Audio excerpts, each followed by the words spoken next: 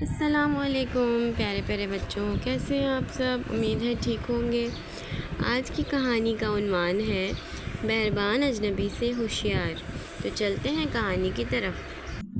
عامر اور باسط ہمدم پور نام کے قصبے میں رہتے تھے۔ یہ دونوں پڑوسی ہم جماعت اور آپس میں گہرے دوست بھی تھے۔ محلے کے دوسرے بچے ان کو اے اور بی کہہ کر پکارتے تھے۔ عامر اور باسط ایک ساتھ پیدل چل کر اسکول جایا کرتے تھے، ایک ساتھ کرکٹ کھیلتے اور پھر شام گئے کھانا کھانے کے بعد چھت پر لیٹے تاروں کا منظر دیکھتے، گپے لگاتے اور خوبصورت مستقبل کے اچھے اچھے منصوبے بناتے۔ جوں ہی اسکول سے چھٹی ہوتی تو باسط اور عامر کرکٹ کھیلنے لگتے۔ تھوڑے ہی عرصے میں انہوں نے پڑوسی کے دوسرے بچوں کو ملا کر کرکٹ کی پوری ٹیم بنا لی۔ ٹیم بن گئی تو انہوں نے ساتھ والے قصبے کی ایک ایسی ہی ٹیم کو میچ کھیلنے کے لیے دعوت دی۔ میچ طے پا گیا، بہت لوگ میچ دیکھنے آئے۔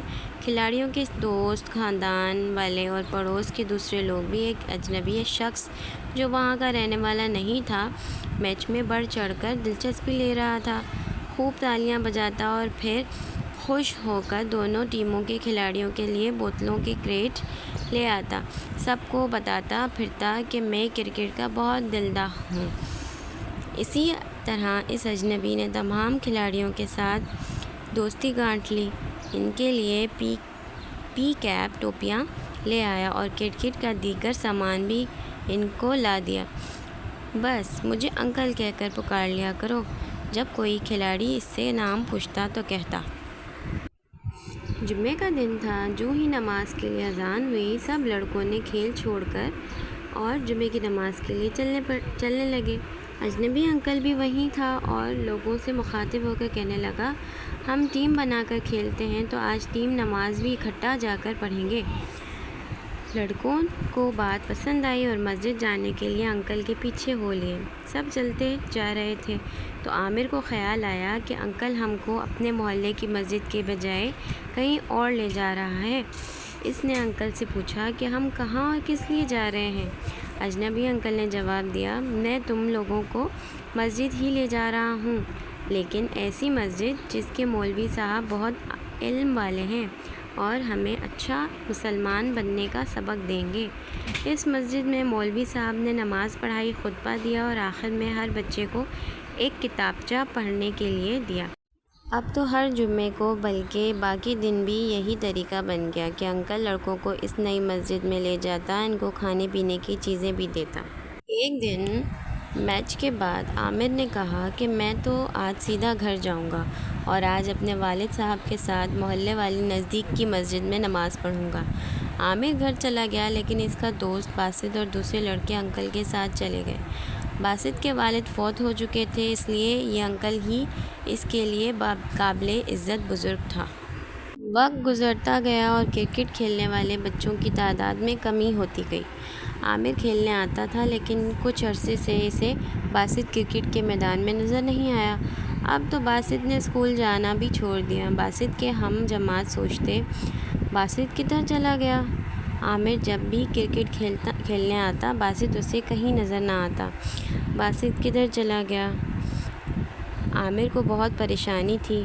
وہ سیدھا باسط کے گھر چلا گیا اور باسط کی امی سے پوچھا کہ باسط کہاں ہے؟ امی نے عامر کو بتایا کہ باسط ایک مدرسے کے ہاسٹل میں داخل ہو گیا ہے، وہاں وہ بہت پڑھائی کرتا ہے اور باقاعدگی سے گھر والوں کے لیے پیسے بھی بھیجتا ہے، وہ بہت خوش ہے۔ ادھر باسط کا حال یہ تھا کہ قصبے کے کسی دوسرے سرے پر ایک عمارت میں رہتا تھا، جہاں اس سے نوکر کا کام لیا جاتا تھا۔ اس سے فرش صاف کرواتے، مہمانوں کے لیے چائے کے برتن اٹھواتے اور اسی قسم کے دیگر گھریلو کام کرواتے۔ باسط اب اداس تھا، اسے دوستوں کے ساتھ مل کر کرکٹ کھیلنا یاد آتا تھا، گھر والے بھی یاد آتے تھے اور اب تو اسے اسکول بھی بہت یاد آتا تھا۔ اس جگہ پر باسط کو کچھ اور بچوں کے ساتھ کچھ اس قسم کی تعلیم دی جاتی کہ لوگ صحیح مسلمان نہیں، لڑکیوں کو گھر میں رہنا چاہیے اور انہیں اسکول بھی نہیں بھیجنا چاہیے۔ اس عمارت کا احاطہ کافی اہم لگتا تھا، کیونکہ اس کے باہر ہر روز بڑی بڑی گاڑیاں کھڑی ہوتی تھیں۔ جن میں کچھ لوگ انکل کو ملنے آتے تھے۔ باسط کا کام تھا کہ ان مہمانوں کو چائے پلائے، کھانا کھلائے اور خدمت کرے۔ ایک روز انکل مہمانوں کے ساتھ باتوں میں مصروف تھا اور زور زور سے کہکہے لگا رہا تھا۔ انکل کو دھیان ہی نہ تھا کہ باسط کمرے میں موجود یہ نظارہ دیکھ رہا ہے۔ باسط نے جب میز پر بیرونی ملکوں کی کرنسی کے نوٹوں بھرے تھیلے دیکھے تو ہکا بکا رہ گیا۔ دفعتاً انکل کی نظر باسط کے چہرے پر پڑی، فوراً سنبھلا، سنجیدہ ہو کر مہمانوں کو بھی ذرا چپ کرایا اور اٹھا کر روپیوں کی ایک گڈی لی اور باسط کو پکڑاتے ہوئے کہنے لگا، دیکھو باسط، یہ روپے تم اپنی امی کو بھیج دو اور تمہیں میں ایک بہت ضروری کام پر بھیجوں گا۔ تم بہت خوش قسمت لڑکے ہو۔ کل دوپہر کھانے کے بعد مجھے ملنا، اب جاؤ۔ باسط کمرے سے باہر نکلا تو اس کو پھر انکل اور اس کے مہمانوں کی کہکہوں کی آوازیں سنائی دیں۔ اگلے روز ہدایت کے مطابق باسط دوپہر کے کھانے کے بعد انکل کے پاس گیا۔ انکل نے پوچھا، ہاں باسط، تم نے کھانا تو ٹھیک سے کھا لیا نا، اور اماں کو پیسے بھجوائے تھے؟ بہت اچھے۔ اب میں تمہارے ذمے ایک ضروری کام لگا رہا ہوں۔ یہ لو بیگ، اس میں لڑکیوں کے اسکول کی ہیڈ مسٹریس کے لیے ایک قیمتی تحفہ ہے۔ تم نے یہ بیگ ہرگز نہیں کھولنا۔ جب ہیڈ مسٹریس کو دے دو گے تو تم نے اس وقت تک وہاں انتظار کرنا ہے جب تک وہ تمہارے سامنے بیگ کھول کر تحفہ نہ نکال لیں۔ شاباش، اب جاؤ۔ بہت مہینوں کے بعد یہ پہلا موقع تھا جب باسط کو اس عمارت سے باہر قدم رکھنے کی اجازت ملی تھی۔ بیگ اٹھائے باسط جب لڑکیوں کے ساتھ اسکول کی طرف جا رہا تھا تو اس کے دماغ میں کئی خیال آئے۔ وہ سوچ رہا تھا کہ کتنے دن اس کو صفائی کرنے اور مشقت کے کام کرنے میں گزر گئے۔ نہ اسے کرکٹ کھیلنے کی اجازت ہے، نہ تفریح کی، نہ اب اس کے کوئی دوست تھے، اور اپنی عمر کے بچوں کے ساتھ کچھ وقت گزارنے کا کوئی موقع ہی نہ تھا۔ باسط کے دماغ میں کئی سوال اٹھ رہے تھے۔ اسی کیفیت میں اس نے یہ سوچا کہ بھلا اس بیگ کے اندر جو اس نے اٹھایا ہوا تھا ہے کیا؟ اس نے اس بھاری بیگ کو ایک طرف نیچے رکھا اور اس کی زپ کو کھول کر جھانکا۔ نظر پڑی تو اسے معلوم ہو گیا کہ اندر کیا ہے۔ وہ خوف زدہ ہو گیا۔ بیگ کے اندر بم رکھا تھا۔ یہ بم اگر اسکول میں جا کر پھٹے گا تو کتنی ہی بچیوں اور استانیوں کی جان لے لے گا۔ باسط نے اب کچھ اور نہ سوچا، بیگ کو زور سے گھما کر ایک گھڑے میں پھینک دیا اور خود سر پر پاؤں رکھ کر بھاگنے لگا اپنے گھر کی طرف۔ باسط بھاگتا جا رہا تھا اور اس کی آنکھوں سے آنسو جاری تھے۔ قصبے کے نزدیک پہنچا تو دیکھتا کیا ہے کہ سامنے اس کا جگری دوست عامر میدان میں لڑکوں کے ساتھ کرکٹ کھیل رہا ہے۔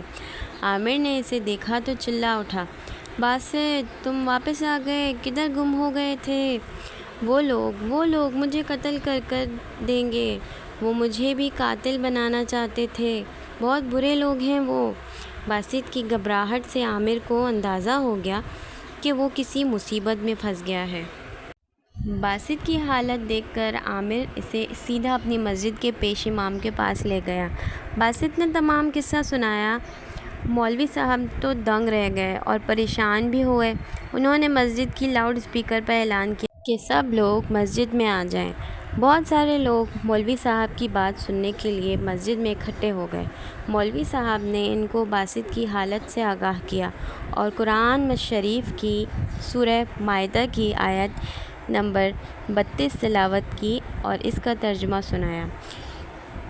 اس قتل کی وجہ سے ہم نے بنی اسرائیل پر یہ حکم نازل کیا کہ جو شخص کسی کو ناحق قتل کرے گا، یعنی بغیر اس کے کہ جان کا بدلہ لیا جائے یا ملک میں خرابی کرنے کی سزا دی جائے، اس نے گویا تمام لوگوں کو قتل کیا، اور جو اس کی زندگانی کا موجب ہوا تو گویا تمام لوگوں کی زندگانی کا موجب ہوا، اور ان لوگوں کے پاس ہمارے پیغمبر روشن دلیلیں لا چکے ہیں۔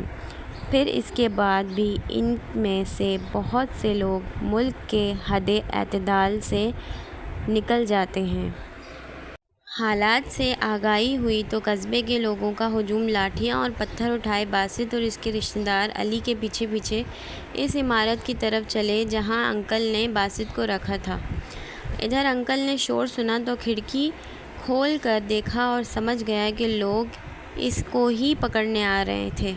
اس نے آؤ دیکھا نہ تاؤ سب کچھ چھوڑ چھاڑ کر اپنی بڑی سی گاڑی میں بیٹھ بھاگ گیا۔ ہجوم عمارت میں داخل ہوا تو پتہ چلا کہ کئی اور لڑکے بھی چار دیواری کے اندر بند تھے۔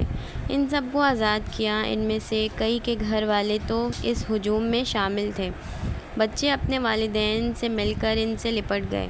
اب وہ بہت خوش تھے۔ لوگوں نے عمارت کی اینٹ سے اینٹ بجا دی تاکہ اس قسم کا ظلم ان کے قصبے میں آئندہ کبھی نہ ہو۔ میں سب کچھ سہا پیسے کی خاطر۔ باسط تم فکر نہ کرو، انکل سے تمہیں جو کچھ ملا ہم اس سے دگنا کما لیں گے مگر عزت کے ساتھ۔ چند سال بعد باسط اور عامر آج ایک بار پھر ایک ساتھ تھے، چھت پر لیٹے باتیں کر رہے تھے۔ اب وہ بڑے ہو چکے ہیں، کامیاب زندگیاں گزار رہے ہیں۔ اب ان کے پاس ایک دوسرے کو بتانے کے لیے بہت قصے ہیں، ہنسنے ہنسانے اور خوش ہونے کے۔ عامر، جانتے ہو مجھے کئی بار اس خوفناک دن کا خیال آتا ہے کہ اگر میں انکل کے ساتھ رہتا تو میرا کیا بنتا۔ اللہ کا شکر ہے کہ جب میں بھاگ رہا تھا تو تم مجھے مل گئے۔ میں تو غلط راستے پر چل پڑا تھا، تم میرے اصلی دوست ثابت ہوئے۔ باسط، میں جانتا ہوں تم بھٹکتے رہتے اور میں ایک پیارے دوست سے ہاتھ دھو بیٹھتا۔ اور جو شخص مسلمان کو قصداً مار ڈالے گا تو اس کی سزا دوزخ ہے جس میں وہ ہمیشہ جلتا رہے گا، اور خدا اس پر غضبناک ہوگا، اس پر لعنت کرے گا اور ایسے شخص کے لیے اس سے بڑا سخت عذاب تیار رکھے گا۔ سورہ نساء آیت نمبر 93۔ تو بچوں، کہانی ختم ہوئی۔ اب آپ اس کہانی سے بہت کچھ سیکھیں گے اور مجھے کمنٹ سیکشن میں ضرور بتائیے گا کہ آپ لوگوں نے اس کہانی سے کیا سیکھا۔ اللہ حافظ۔